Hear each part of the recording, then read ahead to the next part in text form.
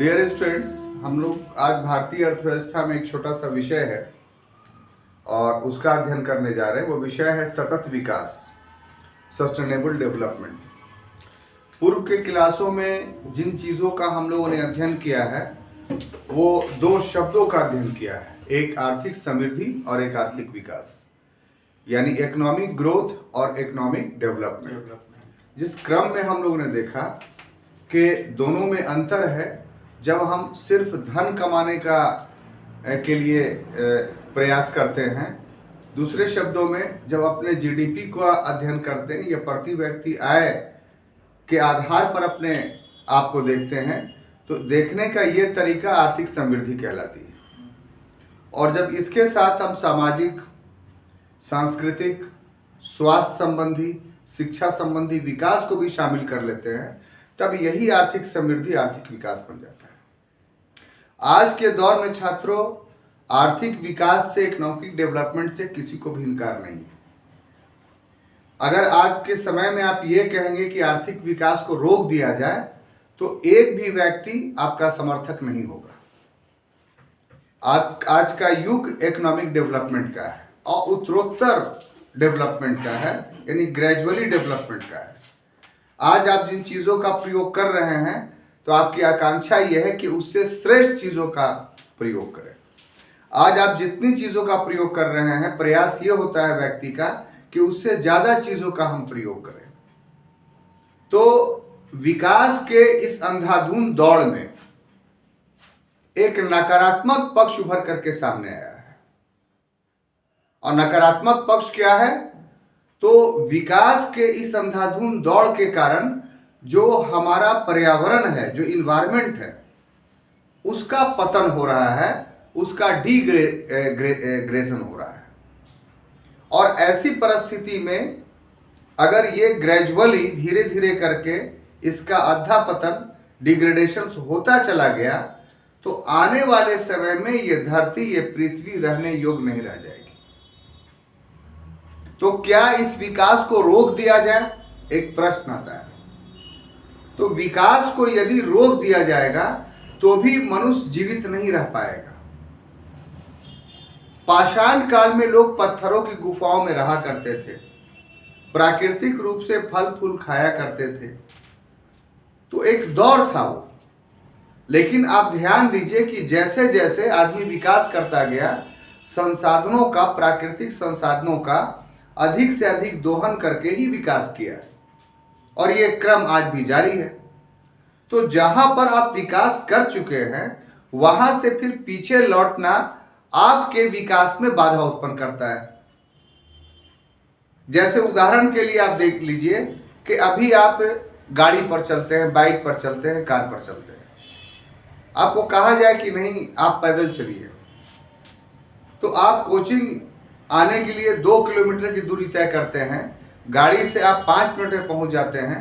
पैदल आपको आना होगा तो आधा घंटा, पौन घंटा आपको लगेगा। तो ऐसी परिस्थिति में आपका विकास वहां पर बाधित हो जाएगा, तो आप गाड़ी नहीं छोड़ेंगे। तो ये तय हो गया कि जो डेवलपमेंट हो चुका है, उस डेवलपमेंट से हम पीछे नहीं जाएंगे।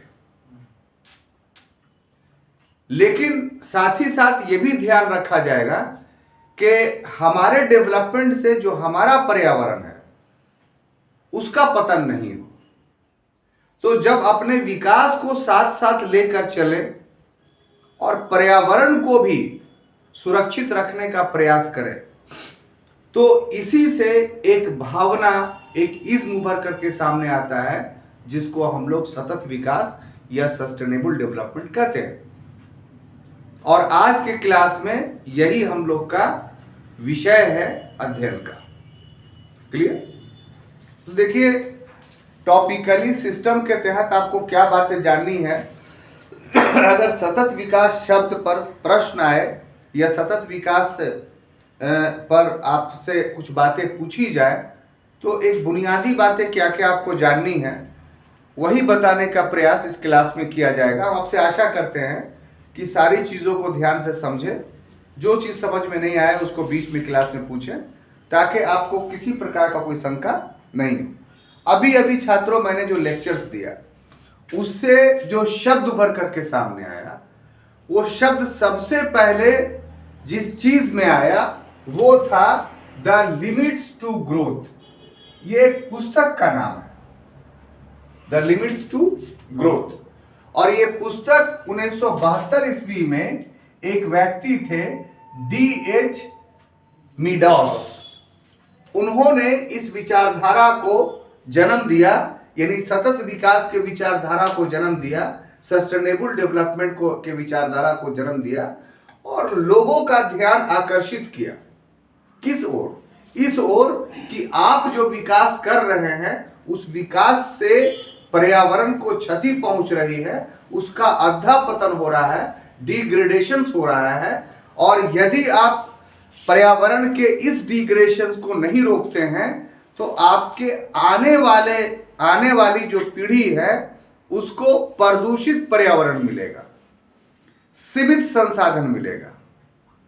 तो जब 1972 में यानी 1972 में इस ओर ध्यान आकर्षित किया गया द लिमिट्स टू ग्रोथ के माध्यम से, तो क्या ध्यान आकर्षित किया गया कि जो विकास और पर्यावरण है ये दोनों एक दूसरे से अन्योन्याश्रित रूप से जुड़ा हुआ है।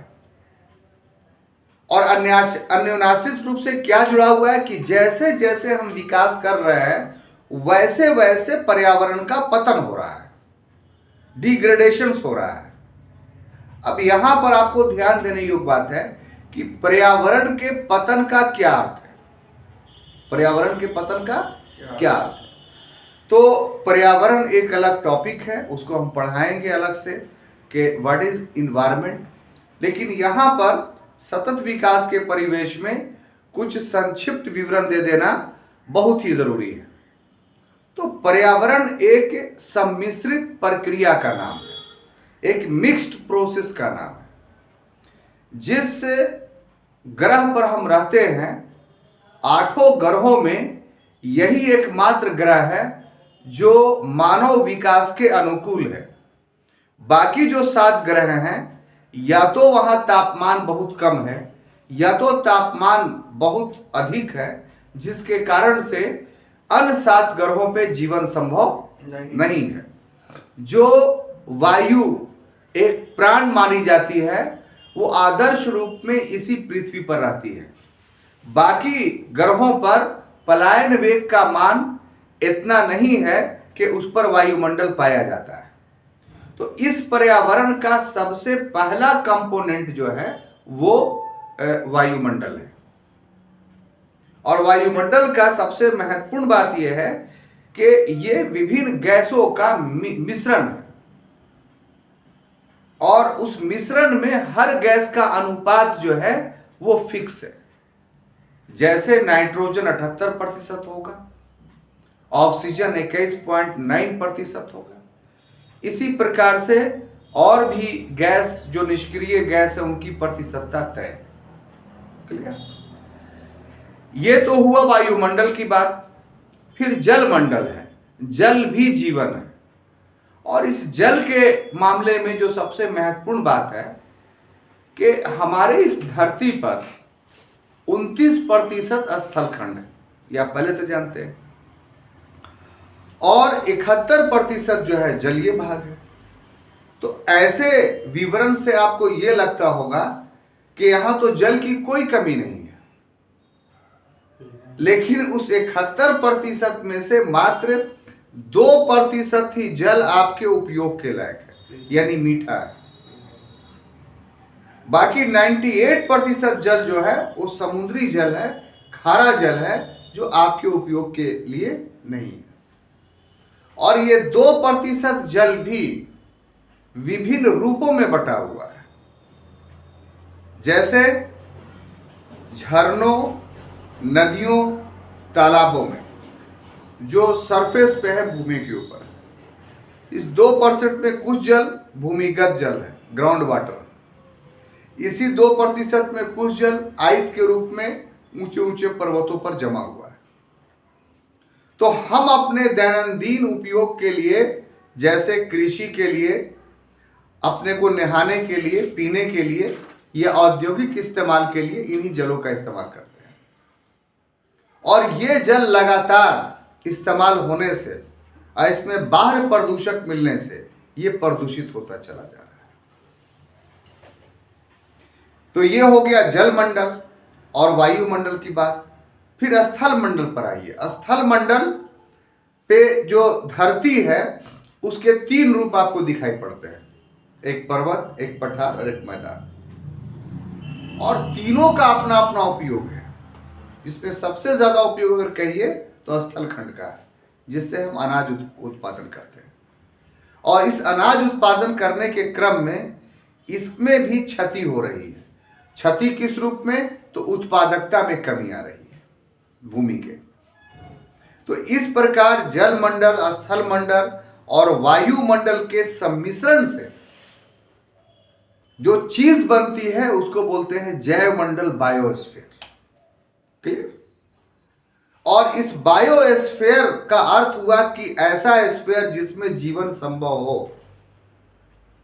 तो इसमें जीवन कैसे संभव होगा?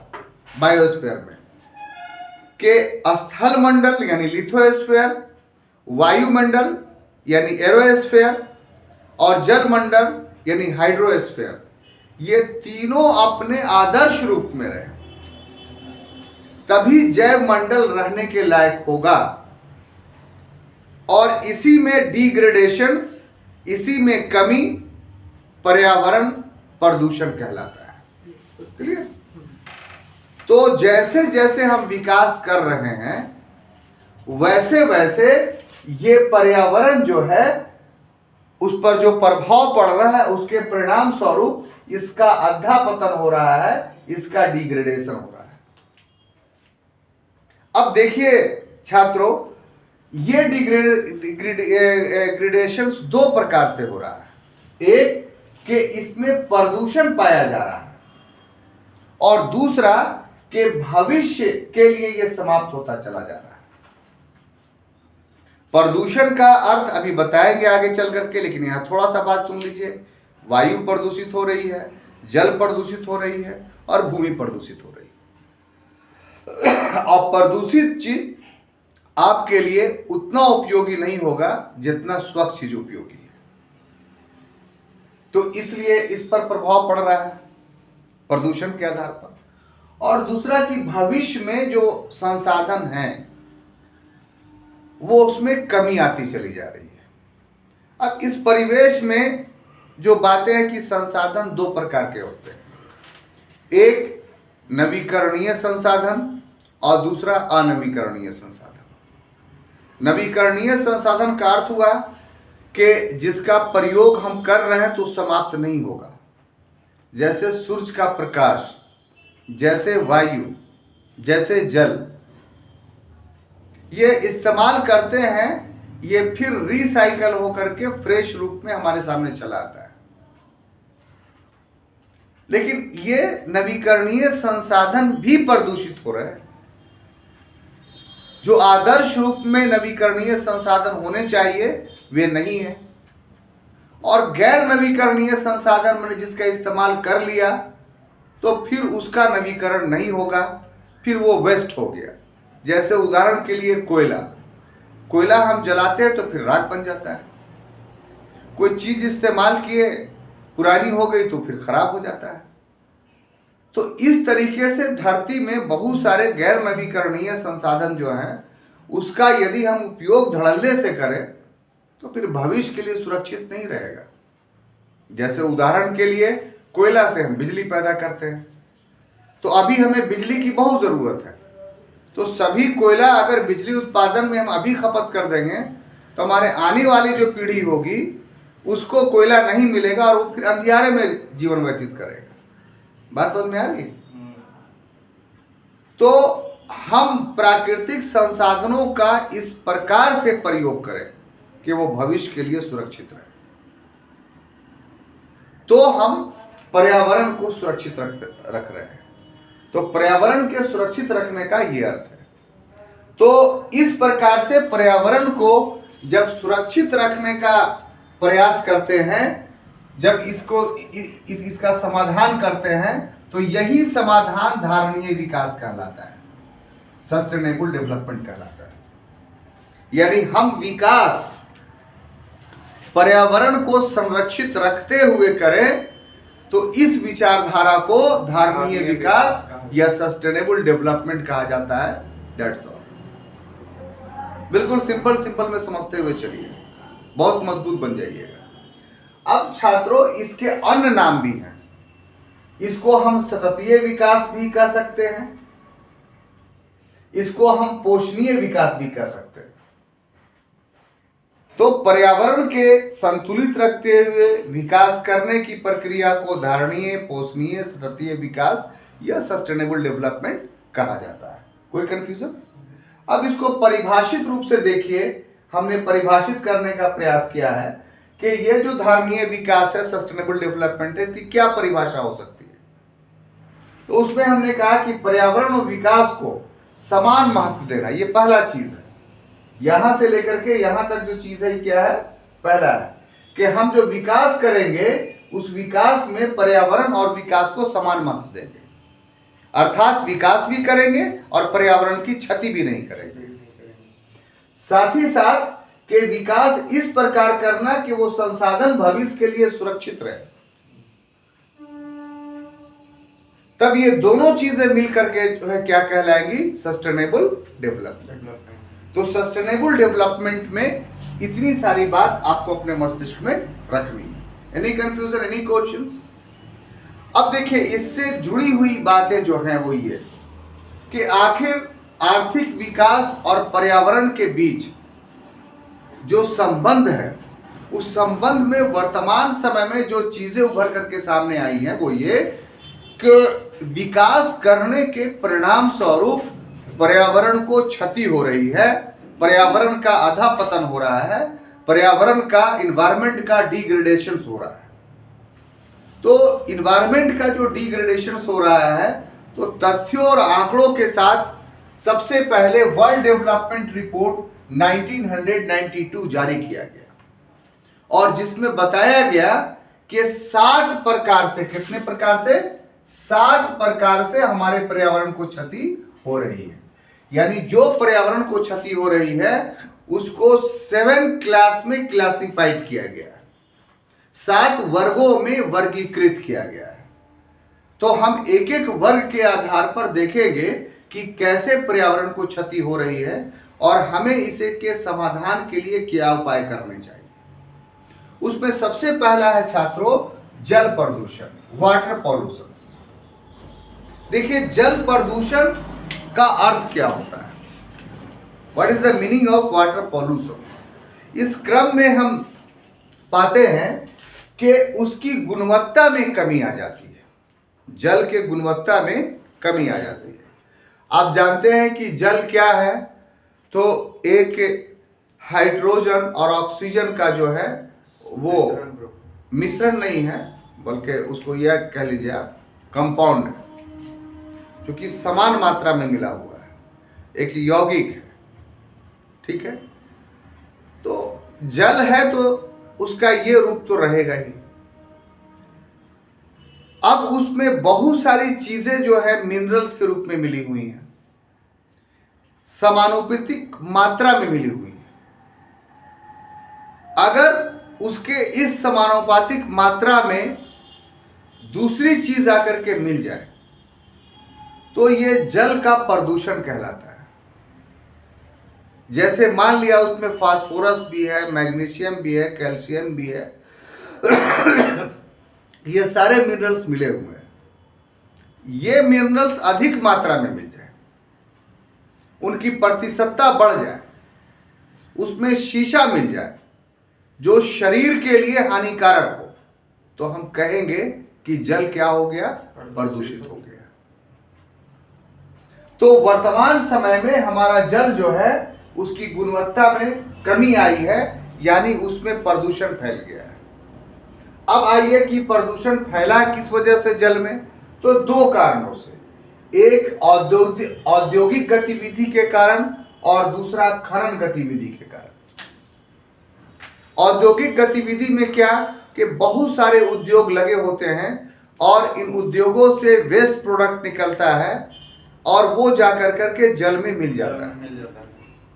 खनन हम करते हैं तो भूमि के अंदर से जो चीज़ निकालें तो वो सारी निकली हुई चीज़ें खनिज नहीं होती है, उसका फिर हम प्यूरिफिकेशंस करते हैं और उसमें से जो उसका खनिज का अंश होता है, पार्टिकल्स ऑफ मिनरल्स होते हैं, उसको अलग करते हैं और बाकी चीज़ें वेस्ट प्रोडक्ट बन जाती है।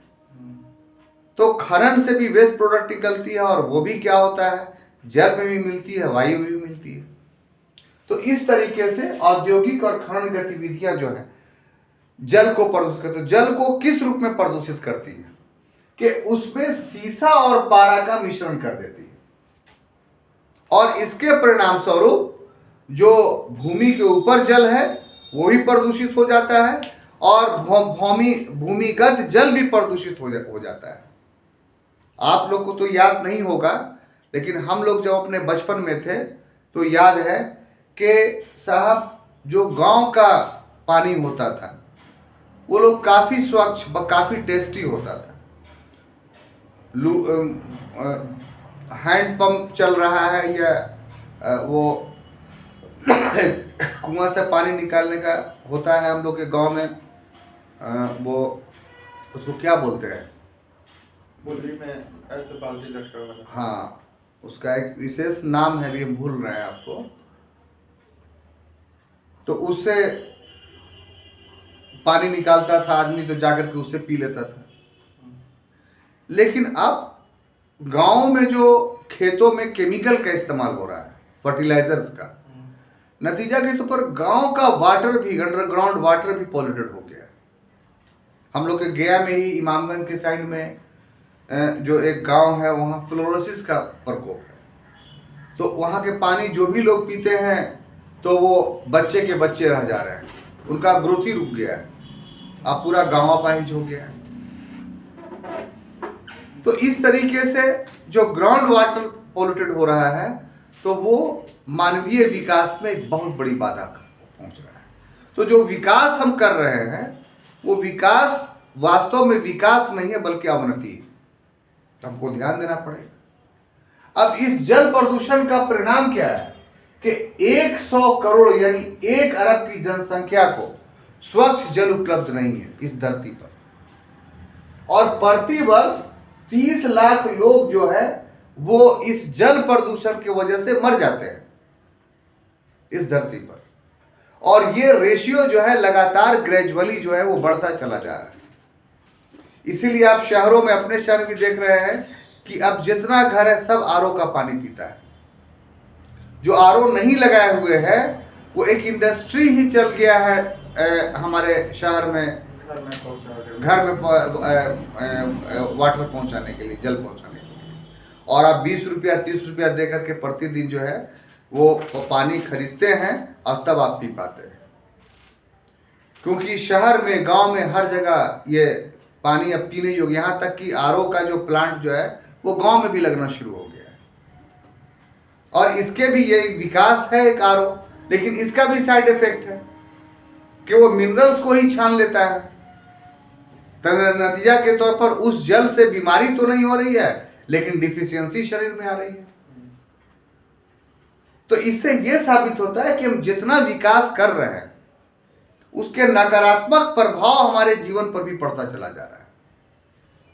इसलिए बहुत सचेत रह करके, जन जागृति ला करके, इसमें सरकारें सिर्फ अकेले कुछ नहीं कर सकती बल्कि पब्लिक अवेयरनेस बहुत ही जरूरी है। इसको सुरक्षित रखने के लिए, जैसे उदाहरण के लिए आप अपने इर्द गिर्द जल आप निकाल रहे हैं तो इस बात का ध्यान रखिए कि जो नाली हो पूरी तरीके से पक्की हो, ताकि नाली का पानी जो है वो नहीं जा पाए जमीन के अंदर, ताकि भौम जल स्तर हमारा ठीक रहे। कृषि कर्म में हम रासायनिक खादों का प्रयोग नहीं कर करके हम जैविक खादों का प्रयोग करना शुरू करें। इसमें कुछ हमें मेहनत लगेगी ताकि हमारा जल स्तर जो है, ये भौमिक जल स्तर, ग्राउंड वाटर जो है पॉल्यूटेड नहीं हो, प्रदूषित नहीं हो। तो ये एक मास अवेयरनेस का प्रोग्राम है। जब तक जनता इससे नहीं जुड़ेगी तब तक जो है वो ये समस्या जल प्रदूषण का समाप्त सरकार से होने वाला नहीं है। दूसरा है ये वायु प्रदूषण। तो वायु प्रदूषण का आधार छात्रों क्या है? तो 3 है। 3 तरीके से वायु प्रदूषित होती है। एक, ऊर्जा का जो हम उपयोग करते हैं, खास जैसे कोयला जला रहे हैं, लकड़ी जला रहे हैं, तो इसके धुआं जो होता है जिसको एरोसेल बोलते हैं हम लोग, तो उससे वायु प्रदूषित हो रही है। दूसरा, वाहन जो चलता है उसका जो धुआं निकलता है, तो उससे सल्फ्यूरिक एसिड का स्राव होता है, कार्बन डाइऑक्साइड का स्राव होता है, कार्बन मोनोऑक्साइड का स्राव होता है, ये सब जाकर के मिलता है। इसके अलावा उद्योग में चिमनी से धुआं निकलता है या अन्य केमिकल्स रिएक्शन से निकलते हैं, हर उद्योग के अलग अलग रिएक्शन से। तो इस तरीके से ऊर्जा उपयोग, वाहनों के उत्सर्जन, औद्योगिक उत्पाद से जो है वो वायु प्रदूषित हो रही है। और ये 2 प्रकार से हो रही है। एक, एरोसेल यानी विविक्त पदार्थ, सस्पेंडेड पार्टिकल्स, हवा में जो छोटे छोटे पार्टिकल्स चले जाते हैं धुआं के रूप में, उसको हम लोग एरोसेल के नाम से जानते हैं। और उसका एक माप है जिसको पर पार्टिकल मिलियंस, पीपीएम के नाम से हम लोग जानते हैं। तो वो इस हवा में इतना फैला हुआ है कि श्वास के जरिया जो है हमारे फेफड़े में जाता है और फेफड़े को चौक कर देता है, गंदा कर देता है, फिर श्वास की बीमारी हमारे सामने हो जाती है। और दूसरा, शीशा जो धुएं से निकलता है। सबसे बड़ी बात है कि जो विकासशील देश है वो जो पेट्रोलियम प्रोडक्ट इस्तेमाल करते हैं उसमें सल्फर डाइऑक्साइड का उत्सर्जन होता है। ये सारी चीजें क्या करती हैं? वायु को प्रदूषित करती हैं। अब आप देखिए कि इसका एक उपाय तो ये कि हम सब चीजें करना बंद कर दें। तो अगर सब चीजों का प्रयोग करना बंद कर देंगे तो फिर हम पाषाण काल में चले जाएंगे, है ना भाई? हम बंद भी नहीं कर सकते, तो इसके बहुत तरह के उपाय निकालने पड़ेंगे हमको, और निकाला भी जा रहा है। जैसे शीशा रहित पेट्रोल का इस्तेमाल हम लोग कर रहे हैं, या और दूसरे मानकों का प्रयोग कर रहे हैं। जो इंडस्ट्री है, इंडस्ट्री से वेस्ट प्रोडक्ट जो निकलता है उसको प्यूरिफाइड किया जा रहा है। जो चिमनी है उसमें प्यूरिफायर लगा जा रहा है कि वायुमंडल में धुआं नहीं जाए। तो इस तरीके से पॉल्यूशन कंट्रोल के माध्यम से जो है वो वायु प्रदूषण को कम करने की कोशिश की जा रही है। ये एक अलग विषय है, वो अलग खंड में हम लोग पढ़ेंगे। उसके बाद है ठोस अपशिष्ट। शहरों में ये ज्यादा बीमारी है कि कूड़ा कचरा इतना निकल जाता है कि फिर वो एक समस्या बन जाती है, और वो भी जो है पॉल्यूशन जो है फैलाता है। एक समय था कि पटना में जो हाईवे जा रहा था तो जितना पटना कूड़ा था हाईवे के दोनों ओर फेंका रहता था। यहाँ आप गया में जाइए तो फाल्गुन नदी के किनारे पूरा कूड़ा का ढेर जो है लगा, वहां से गुजरने पर जो है माँ आती थी। तो उसके लिए वेस्टेज प्लांट की व्यवस्था की गई है कि वेस्ट प्रोडक्ट को जो है वो प्लांट में डाल करके उसका प्यूरिफिकेशन किया जाए, उससे बिजली पैदा किया जा रहा है, उससे खाद पैदा किया जा रहा है। हमारे शहर में भी नगर निगम के द्वारा नैली में एक प्लांट लगाया गया है, जिस प्लांट के माध्यम से वेस्ट प्रोडक्ट को जो है वो प्यूरिफाई किया जाता है। उसके बाद भूमि का अध्यापतन। भूमि का अध्यापतन जो है वो 2 तरीके से हो रहा है। एक के अधिक भूमि का जो हम इस्तेमाल कर रहे हैं तो उससे भूमि का क्षरण हो रहा है, सॉइल इरोजन हो रहा है। पानी बहते हुए पानी के माध्यम से, हवा के माध्यम से, पेड़ नहीं रहने की वजह से, घास नहीं रहने की वजह से, तो इस धरती का भूक्षरण सॉइल इरोजन के माध्यम से कुल 11% भूमि प्रभावित है। और जो सिंचाई में हम लोग नहरों का इस्तेमाल करते हैं, बहते हुए जलों का इस्तेमाल करते हैं, तो इन जलों में भी नमक होता है, और उसके वजह से इस धरती का 1/3 भूमि जो है वो सैलिनिटी यानी खारेपन का शिकार हो रही है। हमारे देश में पंजाब और हरियाणा और पश्चिमी उत्तर प्रदेश का जो भाग है वहां सैलिनिटी हमारी भूमि में बहुत पाए। क्यों? क्योंकि यहाँ वर्षा पर निर्भरता नहीं है, सारा का सारा नहरों के माध्यम से सिंचाई किया जाता है। और नहर के पानी में क्या होता है? तो नमक होता है, और वो नमक धीरे धीरे जमते जमते ऊपर में एक लेयर बना देता है, जिससे भूमि जो है सैलाइन हो जाती है।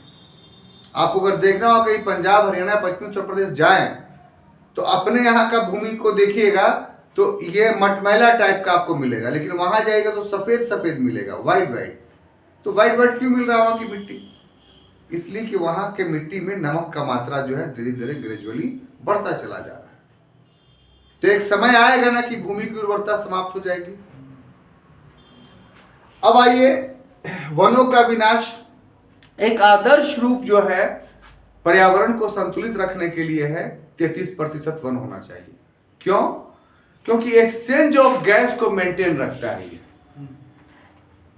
आपको जितना 21.9% ऑक्सीजन चाहिए, आदर्श ऑक्सीजन, वो 33% वन जब रहेगा तभी आपको वो मिल पाएगा। अगर आपको नहीं उतना वन रखेंगे तो क्या होगा कि आपका ऑक्सीजन का प्रतिशतता जो है वो घटना शुरू हो जाएगा, और जब घटेगा तो क्या होगा आपका साहब? तो आप में बीमारियां जन्म लेगी, शरीर के कार्य क्षमता प्रभावित होगा।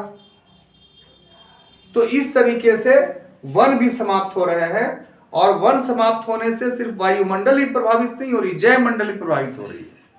क्योंकि वनों में निवास करने वाले बहुत सारे जीव जंतु ऐसे हैं जिनका समापन हो रहा है। तो वो विलुप्ति जब हो जाएगी तो फिर इकोसिस्टम हमारा गड़बड़ हो जाएगा। तो उससे पड़ रहा है जैव विविधता पर प्रभाव। वायुमंडल परिवर्तन में दो चीजें काफी महत्वपूर्ण है।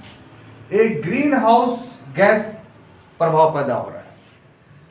ग्रीन हाउस गैस इफेक्ट क्या है कि हमारी जो पृथ्वी है इस पर जो सूर्य प्रकाश आता है, उसका हम लोग ज्योग्राफी एक क्लास में पढ़ चुके हैं इस बात को, इसलिए उस पर एक्सप्लेन नहीं करने जा रहे हैं कि उसका एक लगभग 2 से 3% ही भाग हमारी धरती पर रहती है, और वही एक आदर्श स्थिति प्रदान करती है धरती को गर्म करने का। अगर ये मात्रा 2 डिग्री सेंटीग्रेड भी बढ़ जाता है तो फिर धरती पर बहुत बड़ा विध्वंस हो जाएगा। कोई चीज पैदा नहीं होगा, बाढ़ आएगा क्योंकि ग्लेशियर सब गल जाएंगे। ये सब हो क्यों रहा है? वो सब हो इसलिए रहा है कि कार्बन डाइऑक्साइड का उत्सर्जन हमारी धरती पर ज्यादा हो रहा है। अब कार्बन डाइऑक्साइड के उत्सर्जन के कारण वो जो सूरज का प्रकाश आता है उसको 2% धरती पर रहना चाहिए, वो अधिक रह जाता है। उससे हमारी धरती क्या हो रही है? गर्म हो रही है। और दूसरा प्रभाव क्या है? ओजोन परत। आप जानते हैं कि हमारा वायुमंडल में एक क्षोभ मंडल यानी ट्रोपोस्फेयर के ऊपर में 50 किलोमीटर तक एक मंडल पाया जाता है जिसको बोलते हैं समताप मंडल, स्ट्रेटोस्फेयर। और इसी मंडल का जो 35 किलोमीटर के बाद ऊपरी परत है उसको बोलते हैं ओजोन परत। ये काफी महत्वपूर्ण है हमारे वायुमंडल के लिए, क्योंकि सूर्य से जो पराबैंगनी किरणें आती हैं, अल्ट्रा वायलेट रेज जो आते हैं, उसको ये रोक लेती है। लेकिन CFC क्लोरोफ्लोरोकार्बन जो रेफ्रिजरेटर से, AC से निकलता है, वो इस ओजोन लेयर को नुकसान पहुंचा रहा है। परिणाम क्या? जगह जगह छेद हो गया ओजोन लेयर में, और उसके कारण पराबैंगनी किरणें डायरेक्ट हमारी धरती पर आती हैं, और वो कैटरैक्ट और चमड़े के कैंसर, ये सब जैसे रोगों को जन्म देती है। तो इस तरीके से आंकड़ों के माध्यम से ये मैंने साबित किया कि जो हम विकास कर रहे हैं, इकोनॉमिक डेवलपमेंट कर रहे हैं, उससे पर्यावरण में क्षति पहुंच रही है, उसका पतन हो रहा है, उसका डिग्रेडेशन हो रहा है, और हम विकास को रोक नहीं सकते हैं। तो ये बात भी ख्याल रखनी पड़ेगी हम लोगों को कि जो ये क्षति हो रहा है वो क्षति ना हो, और साथ ही साथ जो प्राकृतिक संसाधन है वो भविष्य के लिए सुरक्षित रहे। तो इसी को सम्मिलित रूप से जो एक नया विज्ञान का नाम दिया गया है, उसी को हम लोग सतत विकास, धारणीय विकास, पोषणीय विकास या सस्टेनेबल डेवलपमेंट के नाम से जानते हैं। तो आज की क्लास में इतना ही। फिर इससे जुड़े हुए अगली बातों को अगले क्लास में हम लोग अध्ययन करेंगे। तब तक के लिए पर इजाज़त दीजिए, धन्यवाद।